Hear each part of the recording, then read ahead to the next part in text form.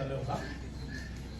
Nous ne soupçonnons pas, mais nous sommes convaincus que ça fait partie de la stratégie de Tshisekedi et de ses amis aujourd'hui, de laisser la situation pourrir, ne pas trouver des solutions rapidement afin de justifier la non-tenue des élections en 2021.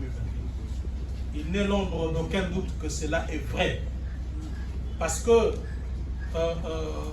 lorsque vous observez seulement les tergiversations, vous allez comprendre qu'ici, le pouvoir a peur du dialogue, tout simplement se rappelant que le dialogue, chaque fois qu'on a eu à l'organiser, ça a été un blocage pour une dictature. Donc, Tshisekedi sait pertinemment que quand nous allons entrer dedans, il y aura des clauses clairement libellées telles que pas de troisième mandat, pas de changement de la Constitution, élection dans les délais constitutionnels. Ça ne manquera pas dedans.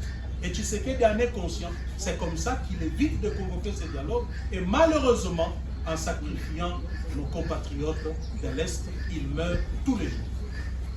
Alors, les autres, je crois avoir répondu à cette question. Nous n'excluons personne.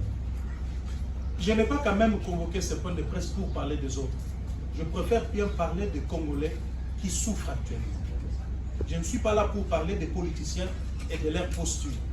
Chacun a sa posture, chacun sait ce qu'il fait pour le peuple, et c'est ce même peuple qui nous jugera demain.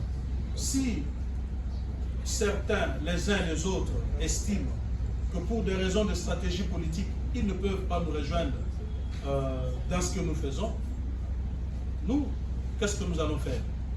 Nous allons observer cela.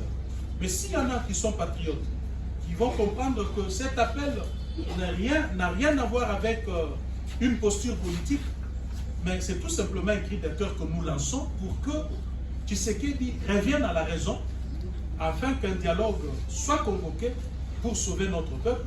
Et tant mieux, là j'ai dit bravo à eux, nous sommes disposés à recevoir quiconque mettra l'intérêt du peuple au premier plan, se dira que nos divergences, nous pouvons les mettre de côté et sauver le Congo avant toute chose, et peut-être les restes suivront après. Donc nous n'avons exclu personne.